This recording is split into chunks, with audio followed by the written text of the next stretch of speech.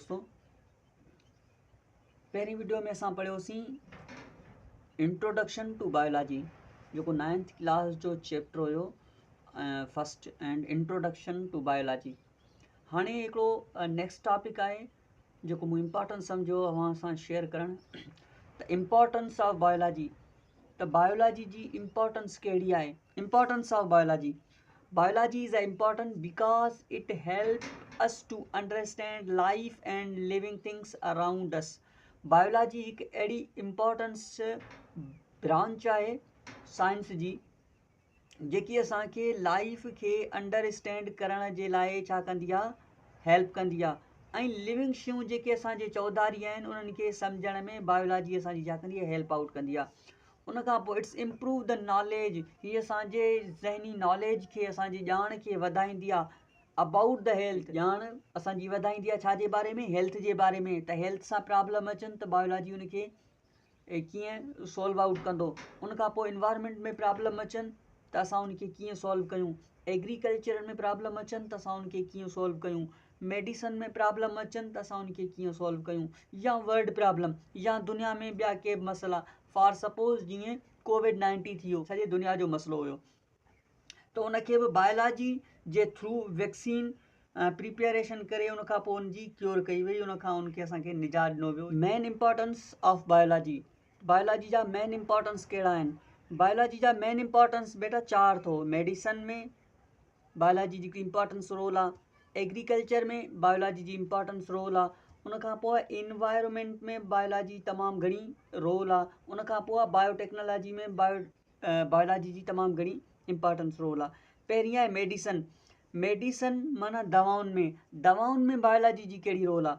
बेटा ॾिसो, को बि डिज़ीज़ लॻंदी, का बि बीमारी लॻंदी, तव्हां उनखे छा कंदो? आइडेंटिफाई द डिज़ीज़ जी शनाख़्त करणु, बीमारी जी, डिज़ीज़ माना बीमारी जी छा करणु?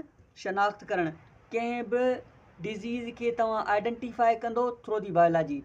उन खां पोइ डेवलप वैक्सीन, उन बीमारी जे ख़िलाफ़ु तव्हां हिकिड़ी वैक्सीन या हिकिड़ी दवा तयारु कंदो। मिसाल, मथे जे सूर जे लाइ तव्हां छा ब्रोफिन यूज़ था कयो, डिस्प्रिन यूज़ था कयो, मुख़्तलिफ़ टेबलेट्स यूज़ था कयो, त उन बीमारी जे ख़िलाफ़ु तव्हां हिकिड़ी वैक्सीन या हिकिड़ी दवा तयारु कंदो थ्रू दी बायोलॉजी। तयारु थियल दवा खे तव्हां अप्लाई कंदो त तव्हां उन बीमारी खां छा कंदो? निजात वठंदो, या तव्हां उन बीमारी खां तव्हांजी जान छुटी पवंदी through the biology. The medicine में बायोलॉजी जी इम्पोर्टेंस रोल हिन 3 शयुनि जे करे आहे त असां उन में डिज़ीज़ जी आइडेंटिफिकेशन कंदासीं, उन खां पोइ असां बायोलॉजी जे थ्रू असां वैक्सीन तयारु कंदासीं, उन खां पोइ उन वैक्सीन खे अप्लाई करे असां उन बीमारी मां जान छॾाए सघूं था। उन खां पोइ एग्रीकल्चर में बायोलॉजी जी कहिड़ी रोल आहे?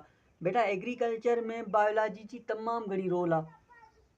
Better seed production, better seed, अॼु जे दौर में तव्हां ॾिसो हूंदो त मुख़्तलिफ़ क़िस्मनि जा सीड तव्हांखे हाइब्रिड जी सूरत में मिलनि थियूं। छो? उहे किथां पैदा थिया?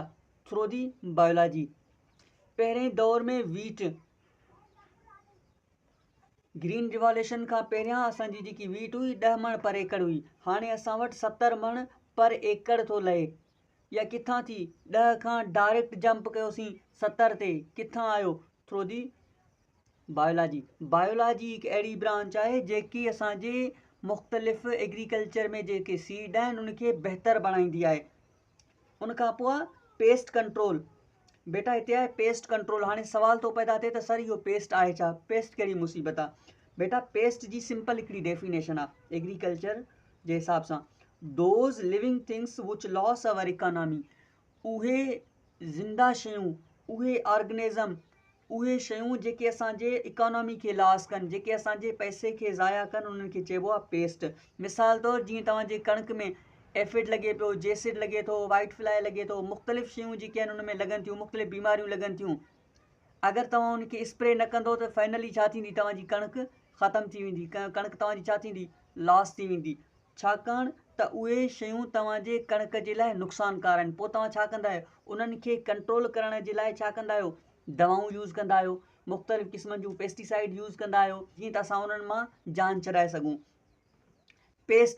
पेस्ट उहा ऑर्गेनिज़म, उहे शयूं जेके असांजी इकोनॉमी खे लॉस कनि। अगरि तव्हां उन पेस्ट खे न मारींदो त फाइनली छा थींदो, तव्हांजो कणिक ख़तमु थी वेंदो, ऐं ख़तमु थियण सां छा थींदो, तव्हांजो जेको पैसो आहे तव्हांजो इकानमी आहे उहो छा थींदो, लॉस थींदो। उनखां पोइ इंक्रीज़ द प्रोडक्शन। कंहिं दौर में तव्हां ॾिठो हूंदो त राइस असां वटि 60 मण परे कढींदो हुयो। अॼु असांजो उहो ई राइस, उहा ई असांजी जेकी चांवर आहे, जेकी राइस आहे, उहो छा पियो ॾे, 160 मण एकड़ पियो ॾे। किथां आयो इहा रिवॉल्यूशन, किथां आई इहा जेकी आहे एतिरी इंक्रीज़मेंट, त इहा आई थ्रू दी बायोलॉजी। बायोलॉजी जे थ्रू ई इन में इंक्रीज़ आई, बायोलॉजी जे थ्रू ई उनजी प्रोडक्शन, उनजी पैदावार खे छा कयो वियो आहे, वधायो वियो आहे। इहा हिकु अलॻि टॉपिक आहे त कहिड़े तरीक़े सां उन में प्रोडक्शन ईंदी आहे, कहिड़े तरीक़े सां तव्हां सीड खे वधाए सघो था, इहा हिकिड़ी अलॻि टॉपिक आहे। बहरहाल असां पढ़ंदासीं इम्पोर्टेंस कहिड़ी आहे एग्रीकल्चर में बायोलॉजी जी, त बेटर सीड तव्हांजा पैदा थी सघनि था थ्रू दी बायोलॉजी जी, पेस्ट तव्हांजो कंट्रोल थी सघे थो थ्रू दी बायोलॉजी जे ज़रिए, इंक्रीज़ द प्रोडक्शन तव्हांजो बायोलॉजी जे थ्रू थी सघे थो। उनखां पोइ आहे इन्वायरमेंट। इन्वायरमेंट में बायोलॉजी जो कहिड़ो रोल आहे? बेटा इन्वायरमेंट में बायोलॉजी जी तमामु घणी रोल आहे। कंज़र्व द वाइल्ड लाइफ, जेके जंगली जीवत आहे उनखे छा कंदा आहियूं, असां कंज़र्व कंदा आहियूं, उनखे असां महफ़ूज़ करे रखंदा आहियूं फ्यूचर जे लाइ, त जीअं फ्यूचर में असांखे उन्हनि मां को फ़ाइदो या नुक़सानु पहुचे त असां यकदमि उन शइ खे छा करे सघूं, कंट्रोल करे सघूं। उनखां पोइ पॉपुलेशन कंट्रोल, कंहिं बि शइ जी पॉपुलेशन खे छा करणु, कंट्रोल करणु, इहा बि असांजे वस जी ॻाल्हि न आहे, इनखे बि केरु कंट्रोल कंदो आहे, थ्रू दी बायोलॉजी। मिसाल तौरु जीअं primary consumer, secondary consumer and tertiary consumer. Primary consumer secondary consumer खे खाईंदा, सेकेंडरी कंज़्यूमर टर्शरी कंज़्यूमर खे खाई करे ईअं असांजी हिकिड़ी जेकी लाइफ आहे उनखे छा कंदा आहिनि, मुकमल कंदा आहिनि। त पहिरीं आहे पॉपुलेशन कंट्रोल, असांजे थ्रू बायोलॉजी जे थींदी आहे। उनखां पोइ आहे बायोटेक्नोलॉजी। बेटा बायोटेक्नोलॉजी हिन दौर जी एडवांस साइंस आहे। हिन दौर जी जेकी एडवांस साइंस उहा छा आहे, बायोटेक्नोलॉजी आहे। बायोटेक्नोलॉजी बायोलॉजी जी अहिड़ी ब्रांच आहे जंहिंमें असां यूज़फुल प्रोडक्ट पैदा कंदा आहियूं लिविंग शयुनि जे लाइ या ह्यूमन जे लाइ। Produce useful products for human and living things, या लिविंग शयुनि जे लाइ या इंसान ज़ात जे लाइ असां फ़ाइदेमंद शयूं पैदा कयूं, उनखे चइबो आहे बायोटेक्नोलॉजी। इहो बायोटेक्नोलॉजी जे थ्रू ई असां छा कंदा आहियूं, यूज़फुल प्रोडक्ट पैदा कंदा आहियूं। जीअं मिसाल जेनेटिक इंजीनियरिंग थी वियो, प्रोडक्शन ऑफ मेडिसिन्स थी वियो, फूड टेक्नोलॉजी थी वियो। जेनेटिक इंजीनियरिंग मां मिसाल, जीअं मिसाल तौरु असां वटि इंसुलिन पैदा थियो, पहिरें दफ़ा जो साइंटिस्टनि इंसुलिन पैदा कई या ठाही थ्रू दी जेनेटिक इंजीनियरिंग जे ज़रिए। जेनेटिक इंजीनियरिंग टेक्नोलॉजी आहे हिकिड़ी जंहिंजे ज़रिए असां छा कंदा आहियूं, मुख़्तलिफ़ डिज़ीज़ जे लाइ, मुख़्तलिफ़ बीमारियुनि जे लाइ मुख़्तलिफ़ फ़ाइदेमंद दवाऊं तयारु कंदा आहियूं। मिसाल तौरु जीअं इंसुलिन थी वियो, असां वटि पहिरें दफ़ा इंसुलिन जेनेटिक इंजीनियरिंग जे ज़रिए बैक्टीरिया मां तयारु कयो वियो।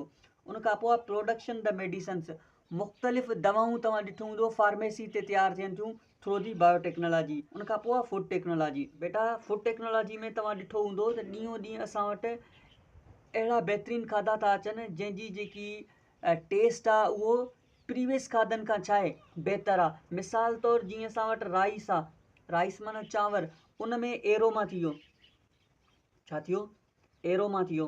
एरोमा माना ख़ुशबू, एरोमा माना ख़ुशबू।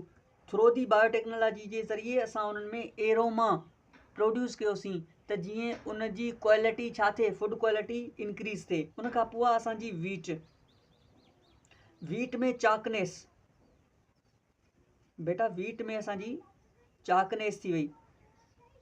तव्हां जॾहिं बि मानी पचाई हूंदी, अगरि उन में चाकनेस हूंदी त उहो मानी जी जेकी आहे उहा ढगड़ी ठहंदी।